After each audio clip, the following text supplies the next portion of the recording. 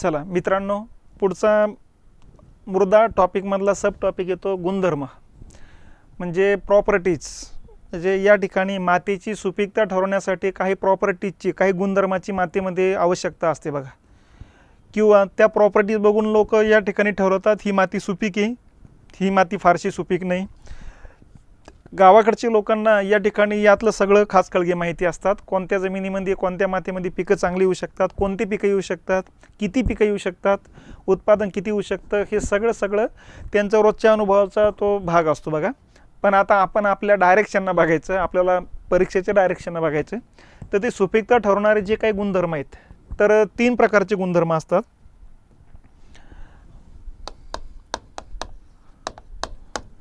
हे 3 प्रकारचे गुणधर्म म्हणजे पहिला येतो भौतिक गुणधर्म, फिजिकल प्रॉपर्टीज म्हणतो आपण.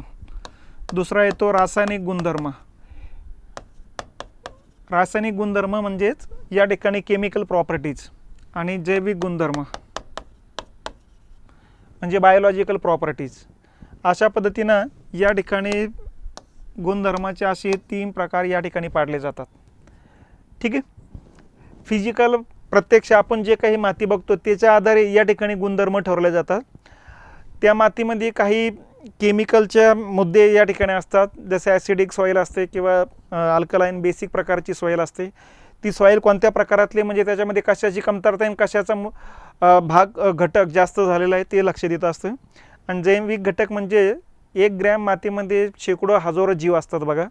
हे जीवसुद्धा या ठिकाणी मातीची सुपीकता वाढवण्यासाठीचे कामं करत असतात बघा. मग एक गुणधर्म लक्षात घेऊ. पहिले सुरुवातीला भौतिक गुणधर्म म्हणजे फिजिकल प्रॉपर्टीज म्हणतो आपण त्याला. यामध्ये 5-6 महत्त्वाचे मुद्दे लक्षात घ्यायचे.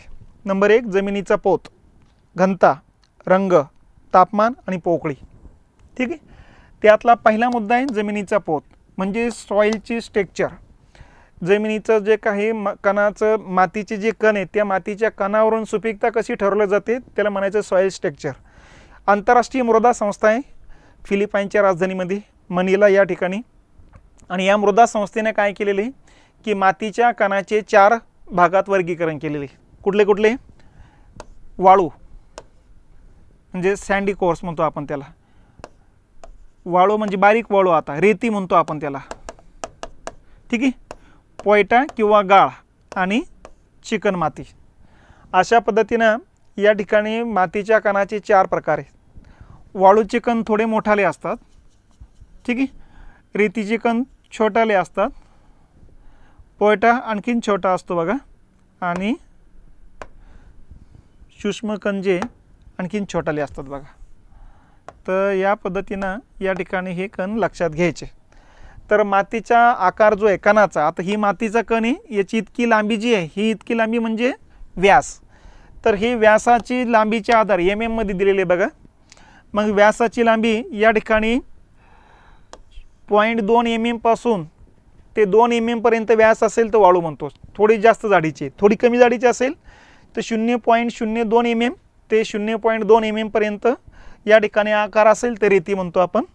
त्याच्यानंतर 0.002 mm ते 0.02 mm पर्यंत आकार असेल तर गाळ किंवा पोयटा म्हणतो. आणि 0.002 mm पेक्षा लहान आकाराचे कण असेल तर चिकन माती म्हणतो. तर अशा पद्धतीनं आंतरराष्ट्रीय मृदा संस्थेनं या ठिकाणी मातीच्या कणांचे 4 प्रकार पाडलेले आहेत. मग यामध्ये ते काय सांगतात की जितके मोठाले कण तितके माती सुपीकता कमी, जितके मातीमध्ये छोटाले कणाचं प्रमाण जास्त तितके माती सुपीकता जास्त. म्हणजे मातीमध्ये हे खालचे 2 प्रमाण जास्त असेल, पोयटा आणि गाळ, पोयटा किंवा गाळ आणि चिकन माती, या 2 कणाचं असं 1 मूठभर माती घेतली, त्या मूठभर मातीमध्ये या 2 कणाचं प्रमाण जास्त तर ती माती सुपीक. आणि या पहिल्या 2 कणाचं प्रमाण जितकं जास्त तितकी माती सुपीकता कमी. तर अशा पद्धतीनं या ठिकाणी सुपीकता ठरवलं जाते मातीच्या कणाच्या आधारे. ठीक आहे. हा पहिला मुद्दा, याला म्हणायचं स्ट्रक्चर. दुसरा मुद्दा आहे डेन्सिटी म्हणजेच घनता. म्हणजे थोडक्यात काय, त्या मातीमध्ये खडकातले खनिजे मिसळले जातात. मग खनिजे जास्त मिसळले गेले, आता खनिजे कुठले? ॲल्युमिनियम आहे, मॅग्नेशियम आहे, मॅग्नीज आहे, किंवा या ठिकाणी आपल्याला माहिती आहे बॉक्साईड आहे. ठीक आहे. तर हे जे काही आहे, फेरस आहे, तर यांचं जे खनिज आहेत हे मातीमध्ये मिसळले जातात. तर ज्या मातीमध्ये खनिजाचं प्रमाण जास्त तितकी त्याची घनता जास्त, जडपणा जास्त. आणि जितकी घनता जास्त तितकी सुपीकता कमी. आणि मातीमध्ये जितके खनिजं कमी तितकी त्याची घनता कमी होते आणि जितकी घनता कमी तितकी सुपीकता जास्त असते बघा. म्हणून घनतेवरून काय लक्षात घ्यायचं, घनता जास्त सुपीकता कमी, घनता कमी मातीची सुपीकता जास्त. लक्षात. एक ढेकूळ घ्या आणि एक तेवढाच शेणाचा वाळलेला पोहा घ्या. तुमच्या लक्षात येईल पोहा हलका आहे. शेणाचा पोहा जो असतो तो हलका असतो कारण वाळलेला आहे. ढेकूळ जरी वाळलेला असलं तरी जड असतं ते, कारण त्याच्यामध्ये काही प्रमाणात होईना या ठिकाणी खनिजं असतात. ठीक आहे. पण शेणाचा पोहा पूर्ण सेंद्रिय आहे, तो एकदम हलकाच आहे. त्याचं पुढं ते या ठिकाणी गोवरीची राख जरी झाली किंवा आता आपण त्याला असं भुगा जरी केलं कण कण सुटून जातात, हलकी असतात बघा. म्हणून या ठिकाणी मग त्या मातीमध्ये कंपोस्ट खत जास्त मिसळलं असेल तर साहजिकच त्याची घनता कमी होऊन जाते. आणि त्या मातीमध्ये कंपोस्ट खत कमी आहे आणि खडकाचाच भाग जास्त विरघळला असेल तर घनता जास्त असते. आणि घनता जास्त तर सुपीकता कमी, घनता कमी सुपीकता जास्त. ठीक आहे. हा मुद्दा. पुढचा मुद्दा आहे तो रंग. आता मातीचा या ठिकाणी आपल्याला माहिती आहे, मातीचं बघता क्षणीच मातीचे वेगवेगळे रंग या ठिकाणी आपल्या निदर्शनास येतात.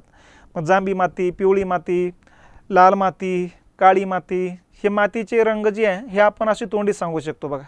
आलं लक्षात. पण आंतरराष्ट्रीय मृदा संस्थेनं मातीचे 3 रंग सांगितलेले आहेत. कुठले कुठले? नंबर 1 काळा,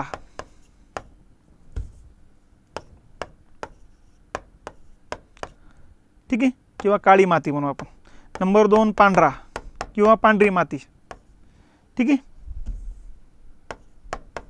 आणि नंबर 3 लाल माती.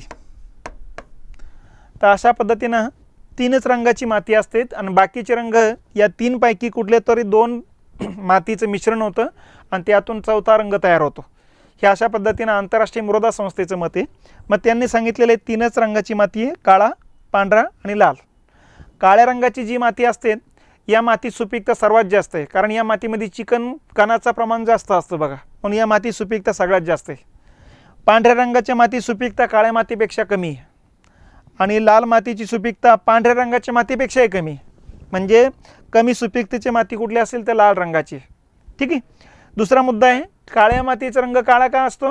कारण त्या मातीमध्ये मॅग्नेटाइट, टिटॅनिफेरस या खनिजाचं प्रमाण जास्त आहे आणि मॅग्नेटाइट, टिटॅनिफेरस या खनिजाचा रंग काळा असल्यामुळे या मातीचा रंग काळा तयार होऊन जातो. पांढऱ्या रंगाची जी माती आहे ती पांढऱ्या रंगाची का असते? कारण त्या मातीमध्ये चुन्याचं प्रमाण जास्त असतं. चुन्याचा रंग आपल्याला माहिती आहे पांढरा आहे, म्हणून मातीचा रंग पांढरा असतो. ठीक आहे. आणि लाल रंगाची माती लाल का असते? कारण या मातीमध्ये आयर्न ऑक्साईडचं प्रमाण जास्त आहे, फेरसचं प्रमाण जास्त आहे, म्हणजे लोखंडाचं प्रमाण जास्त आहे आणि लोखंडाच्या कणाचा रंग तांबडा आहे, म्हणून या मातीचे रंग तांबडा असतो बघा. ठीक आहे. मग अशा पद्धतीनं या ठिकाणी काळी माती असेल तर सर्वात सुपीक आहे, कारण त्याच्यामध्ये चिकन मातीचं प्रमाण जास्त आणि चिकन मातीमध्ये पाणी धारण क्षमता जास्त असते. म्हणजे त्या मातीला किंवा त्या मातीत असलेल्या पिकाला एकदा जरी पाणी दिलं तर पुढं 15-20 दिवस पाणी देण्याची गरज पडत नाही. पांढऱ्या रंगाची माती म्हणजे आपल्याकडे भुरकड बरडाची जी जमीन म्हणतो आपण, ती जमीन थोडका भुरकट रंगाची म्हणजे पांढरा रंग त्याच्यामध्ये असतो बघा. तर त्या मातीला वारंवार पाणी द्यावं लागतं तुम्हाला, 2 दिवसावरच पाण्यावर पिकं येऊन जातात बघा ते. ठीक आहे. आणि लाल रंगाची माती कुठे असते? जिथे पाऊस जास्त पडतो, ज्या पट्ट्यामध्ये पावसाचं प्रमाण जास्त आहे त्या पट्ट्यामध्ये तांबड्या रंगाची माती आहे. उदाहरणार्थ सह्याद्रीचे डोंगररांगा बघा, कोकणाचा पट्टा बघा आणि पूर्व विदर्भ बघा. या पट्ट्यामध्ये जिथं 150 सेंटीमीटरपेक्षा जास्त पाऊस पडतो त्या पट्ट्यामधली माती असते लाल रंगाची. तर हे नेहमी लक्षात घ्यायचं बघा. तर अशा पद्धतीनं सर्वात सुपीक माती काळी, कमी सुपीक पांढरी आणि सर्वात कमी सुपीक लाल माती असते बघा. ठीक आहे. त्याच्यानंतर मग तापमान, टेम्परेचर. आता मातीला जसं व्यक्तीला सुद्धा विशिष्ट टेम्परेचरची गरज आहे आपल्या शरीरासाठी. आपल्या शरीरासाठीचं टेम्परेचर 36.9 डिग्री असतं. याच्यापेक्षा जास्त झालं की आपण म्हणतो थंडी वाजायला लागली, आपलं ताप वाढला, आणि याच्यापेक्षा कमी झालं की आपण म्हणतो थंडी वाजून आली. मग आपल्या शरीरातलं जे स्नायू आहेत ते आपलं टेम्परेचर मेंटेन करण्याचं काम करत असतात. त्याच पद्धतीनं मातीचं सुद्धा एक विशिष्ट टेम्परेचर असावं लागतं आणि ते विशिष्ट टेम्परेचर म्हणजे 20 ते 30 डिग्री. आता याच्यापेक्षा जास्त किंवा कमी होत असेल तर त्या मातीची सुपीकता कमी होत जात असते बघा. म्हणजे 20 पेक्षा टेम्परेचर कमी होत झालं तर उत्पादकता कमी व्हायला लागते आणि कमीत कमी 9 पर्यंत या ठिकाणी त्याच्यामध्ये पिकं येतात. 9 डिग्रीपेक्षा कमी टेम्परेचर झालं की नंतर त्याच्यामध्ये पिकं येत नसतात. ठीक आहे. आणि 30 पेक्षा जास्त झालं तरी त्याच्यामध्ये उत्पादकता कमी होत जाते आणि 49पेक्षा जास्त टेम्परेचर झालं त्याच्यासुद्धा पिकं येत नसतात. तर अशा पद्धतीनं एका विशिष्ट टेम्परेचरची मातीला गरज आहे. आणि हे असं जर नसतं ना तर मग रशिया सगळ्यात मोठा देश आहे. मग रशियातली सगळीच जमीन पिकाखाली आणता आली असते.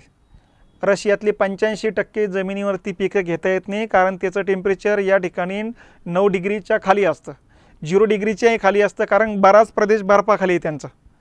त्यामुळे त्या मातीची सुपीकता नसल्यातच जमा आहे, म्हणून तिथले लोक ते शेतीही करत नाहीत. तर अशा प्रकारचं या ठिकाणची स्थिती आहे.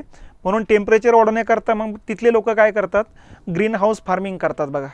म्हणजे ग्रीन हाऊस फार्मिंगमध्ये त्या ताडपत्र्यातून सूर्यप्रकाशमध्ये येतो पण उष्णता बाहेर जात नाही आणि उष्णता ती टिकून राहते मग त्या पट्ट्यामध्ये. मग त्या पट्ट्यामध्ये उबदारपणा वाढला की मग पीक जोमानं वाढतात बघा आणि मग उत्पादकता पण वाढत असते. तर म्हणून या ठिकाणी हे टेम्परेचर मेंटेन करणं गरजेचं असतं. आणि शेवटचा मुद्दा येतो पोकळी. आता पोकळी म्हणजे काय, हे मातीचे 4 प्रकार आहेत. या मातीच्या 4 प्रकारामध्ये या कणाचे जे 4 प्रकार आहे यामध्ये वाळू जी आहे आकार मोठा आहे पण त्याच्यामध्ये पोकळी नसते बघा.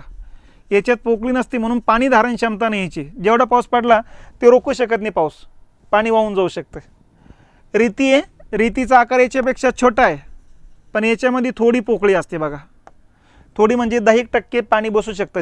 जेवढा आकार आहे त्याच्या 10% तरी याच्यामध्ये पाणी बसण्याची शक्यता आहे. ठीक आहे. पोयटा किंवा गाळ जी आहे याच्यापेक्षा आकार छोटा पण याच्यातली पोकळी जवळपास 50% पोकळी असते याच्यामध्ये. ठीक आहे आकाराच्या. आणि चिकणमातीचा आकार छोटा पण त्याच्यात पोकळी सर्वात जास्त 80-90% पोकळी असते बघा. म्हणजे याचा अर्थ काय होतो, जेवढे मातीचा कण छोटा तितकी मधली पोकळी मोठी, जितका कणाचा आकार मोठा तितकी मधली पोकळी कमी. मग मातीमध्ये सुपीकता ठरवण्यासाठी या मातीमध्ये पाणी धारण क्षमता असणं गरजेचं आहे. जितकी मध्ये पोकळी जास्त तितकी पाणी धारण क्षमता जास्त आहे. म्हणून या खालच्या 2 मातीच्या कणाची पाणी धारण क्षमता सर्वात जास्त असते, कारण जेवढा पाऊस पडला तेवढा पाऊस त्या कणामध्ये साचून जातो बघा.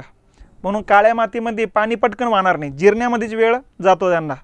आणि एकदा पूर्ण जमीन पाण्यानं गच्च भरली आणि नंतर तुमचं पुढचे 4-5 महिने पाऊस नाही पडला तरी काही फरक पडणार नाही यांना, पीक जोमदार येऊन जाईल. पण मग भुरकट रंगाची माती आहे, लाल रंगाची माती आहे, तिथं असं होणार नाही. किती पाऊस पडला तर पाणी वाहून जाईल आणि दुसऱ्या-तिसऱ्या दिवशी पिकं पाण्यावर येऊन जाईल, कारण त्या मातीची पाणी धारण क्षमता नसते बघा. म्हणून मातीतली पोकळी जी आहे ही पोकळीसुद्धा महत्त्वाचा घटक आहे सुपीकता ठरवण्यासाठी. तर अशा पद्धतीनं हे जे काही गुणधर्म आहे, पहिला त्यातला भौतिक गुणधर्म आहे आणि त्याचे 5 मुद्दे: जमिनीचा पोत, जमिनीची घनता, जमिनीचा रंग, जमिनीचे तापमान आणि जमिनीची पोकळी. तर हा पहिला महत्त्वाचा गुणधर्म आहे. दुसरा गुणधर्म आहे तो रासायनिक गुणधर्म. ठीक आहे. रासायनिक गुणधर्म जो आहे केमिकल प्रॉपर्टीज म्हणतो आपण. तर यामध्ये तुम्हाला अगोदरच सांगितलेलं आहे की प्रत्येक व्यक्तीचं सुद्धा आयुर्वेदामध्ये BAMS करणारे जे मुलं असतात, मुली असतात, यांना माहिती असतं. त्यांना पहिलं शिक्षण हे दिलं जातं की माणसाची बॉडी 3 प्रकारची असते: वात, कफ आणि पित्त. आलं लक्षात. त्याच पद्धतीनं जमिनीचं सुद्धा बॉडी 3 प्रकारची मानली जाते. एक म्हणजे ॲसिडिक सॉईल, न्यूट्रल सॉईल, म्हणजे ॲसिडिक सॉईल, न्यूट्रल सॉईल आणि बेसिक सॉईल. ठीक आहे. माणसाचंही असंच आहे, pH म्हणतो आपण त्याला. आलं लक्षात. आम्ल विम्ल निर्देशांक. म्हणजे आपल्या बॉडी आम्लधर्मी प्रकारातली आहे की विम्लधर्मी प्रकारातली की न्यूट्रल आहे, तर न्यूट्रल असायला पाहिजेत. आणि आपली जी काही शरीराची बॉडी असते ही थोडे बेसिक प्रकारामध्ये अल्कलाईन बॉडीमध्ये येत असते बघा. 7 ते 8च्या दरम्यान pH असावा लागतो आपला. ठीक आहे. आपल्या नॅचरल pH तो आहे. पण आपण खाण्यापिण्यामध्ये जर आपण बघितलं तर ॲसिडिक आहे. आपले मेजॉरिटी पाणी ॲसिडिक आहे. 5-5.5 pH असतो आपल्या पाण्याचा. ठीक आहे. त्याच्यानंतर आपण जे काही खातो ते तळलेलं खातो, शिजलेलं खातो, मीठ असलेले खातो, तिखट असलेले खातो, हे सगळे ॲसिडिक बॉडी बनवण्याचं काम करत असतात. त्याच्या व्यतिरिक्त आपलं जागरण झालं, चिडचिडपणा झाला, त्या ॲसिडिटी वाढत असते बघा. तर आपली बॉडी ॲसिडिक बनण्याची शक्यता जास्त आहे. त्याच्यानंतर आपण चिप्स वगैरे हे खातो, हे तळलेले पदार्थ असतात बघा. पाकिटबंद जेवढे पदार्थ आहे हे पदार्थ सगळे ॲसिडिक बॉडी तयार करण्याचं काम करतात. त्याच्यानंतर तुमचं या ठिकाणी आपण जर बघितलं तर तुमचं थम्सअप असू द्या, कोका कोला असू द्या, स्प्राईट असू द्या, हे सुद्धा ॲसिडिक बॉडी बनवण्याचं काम करत असतात. म्हणजे थोडक्यात काय, ॲसिडिक बॉडी बनण्याची शक्यता जास्त आहे. आणि मग ॲसिडिक बॉडी जर जास्त दिवस राहिली, ॲसिडिटी जर जास्त दिवस राहिली तर हाय BPचा त्रास सुरू होऊन जातो. हाय बीपीचा त्रास जास्त दिवस राहिला मग अटॅक येण्याची शक्यता वाढते एका बाजूला, दुसऱ्या बाजूला आपल्या किडन्या फेल व्हायला लागतात बघा, आणि किडन्या फेल झाला की मग आपला डायबिटीस होऊन जातो, पुढचे टप्पे ते असतात बघा, ठीक आहे. आणि मग डायबिटीस झाला की डायबिटीस नंतर मग वेगवेगळ्या आजाराचं माहेरघर म्हणजे आपलं शरीर बनून जात असतं. म्हणून आपली बॉडी वारंवार अल्कलाईन करणं गरजेचे असते, वारंवार ॲसिडिटी कमी करणं गरजेचे असतात. मग बरेच जण H2O वगैरे आपण जे काही गोळ्या असतात O2 वगैरे त्या गोळ्या आपण घेत असतो, कोणी या ठिकाणी मग सोडा वगैरे लिंबू वगैरे घेऊन टाकत असतं. तर हे प्रत्येकाने आपण आपल्या ठरवलेल्या पद्धती आहेत. यामध्ये बॉडीवरती तात्पुरता तो इलाज आहे, कायमस्वरूपी इलाज म्हणजे ॲसिडिक खाणं वगैरे टाळावं, रात्रीचं जागरण टाळावं, त्याच्यानंतर या ठिकाणी चिडचिडीपणा होईल अशा प्रकारच्या कामामध्ये जास्त झोकून देऊच नका, कारण पुढं चालून ते शरीराचं झिजच करणार असेल तर 2 पैसे येईल पण 4 पैसे आणखीन दवाखान्यात घालावा लागेल आणि होणारा त्रास घरच्यांना आपल्याला हा वेगळा असतो. तर तसं प्रत्येक मातीचे गुणधर्मसुद्धा ठरवण्यासाठी प्रयोगशाळा असतात. आपला जिल्हा किंवा तालुका स्तरावरती या प्रयोगशाळा असतात बघा. एखाद्या जमिनीमधून जर काहीच येत नसेल तर त्यावेळेस या ठिकाणी त्या जमिनीची माती जी आहे एका पिशवीत भरून द्या म्हणतात. प्रत्येक गावामध्ये एक कृषी सेवक असतो, कृषी सेवक त्या शेतकऱ्याला सांगतो जमिनीतून काही येत नसेल तर ह्या कोपऱ्यातून 1 मुठभर माती, मधल्या भागातून 1 मुठभर माती आणि त्या कोपऱ्यातली 1 मुठभर माती एका पिशवीमध्ये द्या, आणि ही पिशवी नंतर मग दिल्या जाते प्रयोगशाळेकडं. प्रयोगशाळेमध्ये त्यांची एक फुटपट्टी असते, ज्या फुटपट्टीवरती 1 पासून ते 14 पर्यंत अंक असतात बघा, ठीक आहे. मग यामध्ये 6 ते 8च्या दरम्यान या ठिकाणी जे अंक आहेत या दरम्यान जर जमिनीचा pH आला तर त्याला समजून घ्यायचं उदासीन माती किंवा न्यूट्रल सॉईल म्हटलं जातं बघा. पण pH 6 पेक्षा कमी येत असेल तर त्याला म्हणायचं ॲसिडिक सॉईल, आणि pH 8 पेक्षा जास्त येत असेल तर त्याला म्हणायचं बेसिक सॉईल. मग अशा पद्धतीनं माती कोणत्या प्रकारात हे पहिले ते बघितले जातं. मग ॲसिडिक सॉईल आहे याचा अर्थ त्या मातीमध्ये चुन्याचं प्रमाण खूप कमी आणि त्यामुळं ती ॲसिडिक बनलेली, म्हणून त्या मातीत सुपीकता वाढवायचं असेल तर चुना मिसळावा लागेल, म्हणून त्याची सुपीकता त्यानंतर वाढू शकते बघा, ठीक आहे. आणि इथं बेसिक प्रकारातली माती तयार झाली की समजून घ्यायचं त्याच्यामध्ये जिप्समची कमतरता पडते बघा, ठीक आहे. आणि अशा पद्धतीनं मग या मातीमध्ये उत्पादकता कमी होऊन जाते, पिकं कमी येतात, आणि जे पिकं येतात ते ॲसिडिक प्रकारातलं मृदा असेल त्या ॲसिडिक प्रकारातलेच पीक येणार आहे. आणि ॲसिडिक प्रकारातलं पीक म्हणजे या ठिकाणी तांदूळ किंवा मसाले किंवा फळं याच्या व्यतिरिक्त काही दुसरं येणार नाही. तर हा या पट्ट्यात तांदूळच घ्यावा लागणार आहे तुम्हाला. आणि जर अल्कधर्मी माती असेल, बेसिक प्रकारातली माती असेल तर त्याच्यामध्ये कापूस येणार आहे, त्याच्यानंतर तीळ किंवा बाजरी येणार आहे बघा, दुसरं काही जास्त येणार नाही. आणि जर सगळ्या प्रकारची पिकं घ्यायची असेल, उत्पादकता चांगली आणायची असेल तर तुम्हाला उदासीन माती असणं गरजेचं आहे. मग 6 ते 8च्या दरम्यान pH असणं गरजेचं असतं बघा. या मातीमध्ये पिकासाठी जे मूलद्रव्य लागतात हे मूलद्रव्य या मातीमध्ये सगळ्यात जास्त असतात, म्हणून उदासीन मातीची उत्पादकता ही सर्वात चांगली आहे. तर अशा पद्धतीनं उदासीन माती असेल तर सगळ्यात चांगली आम्लधर्मी माती आहे, याचा अर्थ त्याच्यामध्ये आयर्न ऑक्साईडचं प्रमाण जास्त आहे, पाणी धारण क्षमता कमी आहे, आणि त्याचे ॲसिडिक माती असल्यामुळे फक्त ॲसिडिकच पीक येणार आहे, त्याच्यात जास्त उत्पादन होणार नाही आणि याच्यातही जास्त उत्पादन घेतलं जाणार नाही. आता आम्लधर्मी माती कुठं आढळते, जिथं पाऊस जास्त आहे त्या पट्ट्यामध्ये.